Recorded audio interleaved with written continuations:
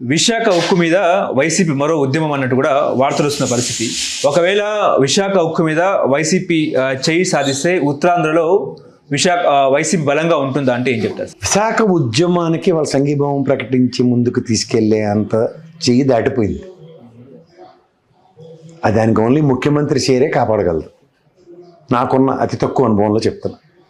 అది ఒక ఉద్యమాలు చేస్తూ లేదా దాన్ని పరిరక్షించుకోవడానికి అన్న దగ్గర చాలా డెప్త్లో అది వెళ్ళిపోయింది. దానికి ఇంకా ఆ ఊబిలోంచి తాడుపెట్టి పైకి లాగి నిలబెట్టి పోరాటం అన్న దగ్గర ఒక క్రైసిస్ మేనేజ్మెంట్లో డిజాస్టర్ క్రైసిస్ని డిఫరెంట్గా అడ్రస్ చేసే అంత పందాగా తెచ్చుకోగలగాలి. విశాఖ ఉక్కు సాధించుకోవడానికి ఎంత నేపథ్యంతో ఉద్యమం చేసామో అంతకు ధీటుగా 10 రెట్ల నేపథ్యంతో ముందుకెళ్తేనే దాన్ని పరిరక్షించుకోగలం. అంత ఉద్యమాన్ని బిల్డ్ చేసే అంత నేపథ్యాలు ఎవరి దగ్గర ఉన్నాయి ఇప్పుడు? That's a huge debatable topic. మీరు అన్నట్టు వైఎస్ఆర్సీపీ సంఘీభావాలు ప్రకటించి ముందుకెళ్ళినా సరే అంత ఉద్యమాన్ని బిల్డ్ చేయగలదా అన్నది చాలా పెద్ద ప్రశ్న. ఇప్పుడు అధికారంలో ఉన్నారు కాబట్టి బికాస్ ఆఫ్ విన్ సిచ్యువేషన్స్లో దాన్ని నిరోధించగలిగారు. ఇక్కడ విన్ సిచ్యువేషన్ ఉండి కూడా నిరోధించని దౌర్భాగ్యం ఈ కూటమి చేస్తుంది. అంచేత ఇప్పుడు దీన్ని తీసుకెళ్ళి జగన్మోహన్ రెడ్డి గారి పేక చుట్టి దీంతో అంటే అధికారంలో లేడు, 11 స్థానాలకు పరిమితం ఉన్నాడు. రేపు పైపచ్చి పార్లమెంట్లో 4 స్థానాలతో జరిగేది ఒరిగేది కూడా ఏం కనబట్లేదు.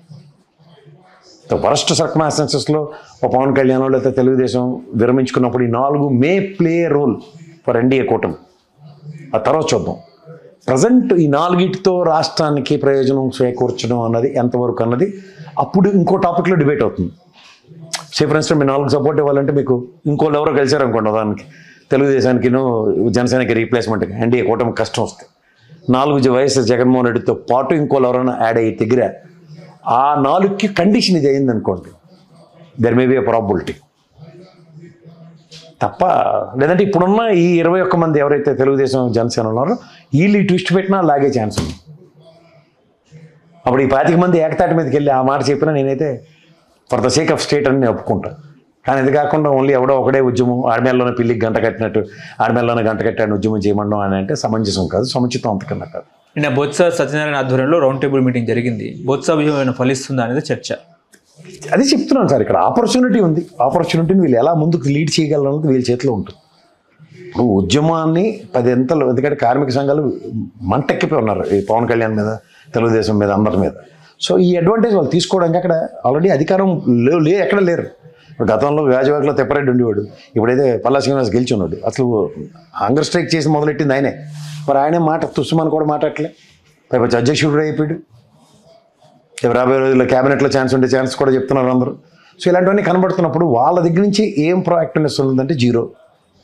ఇలా నువ్వులు పోసి స్వాహా అని ఇచ్చేస్తున్నారు ఒక పక్కన.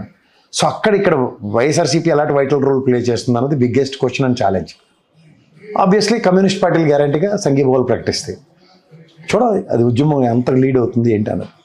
క్రిటికాలిటీ మాత్రం వీళ్ళ దగ్గర పెట్టుకొని ఎస్టాబ్లిష్ చేయకుండా వీళ్ళు కాడు వదిలేసే నేపథ్యం కనబడుతుంది. ఆ క్రిటికాలిటీ ఎప్పుడైతే ఎస్టాబ్లిష్ కావట్లేదో ఇది ఖచ్చితంగా క్వశ్చనబుల్ కాదు. అది ప్రజల్లో చర్చనీయాంశం అయినప్పుడు వెన్నుపోటు రాజకీయాలు ఎవరు చేస్తున్నారంటే ప్రజలు గ్రహించగలిగితే అది నెక్స్ట్ ఎలక్షన్ గ్యారంటీగా లీడ్ అవుతుంది. మన అదృష్టానికి ఇవాళ ఇది ముక్కుతో మూలుతో ప్రైవేటీకరణ జరగలేదు అనుకోండి, అప్పుడు వచ్చినోడు ఎవడేం చేస్తాడో చూడాలి. హలో, తెలుగు రాజ్యం ఛానల్ చూస్తున్నారా? సామాజిక రాజకీయ జీవన చిత్రణే తెలుగు రాజ్యం. అతిశయోక్తులు అసత్యాలు ఉండవు. రాజకీయ కోణం కాదు, ప్రజా కోణమే కొలబద్ద. తెలుగు రాజ్యం వీక్షణ మీ ఉత్తమ అభిరుచికి నిదర్శనం.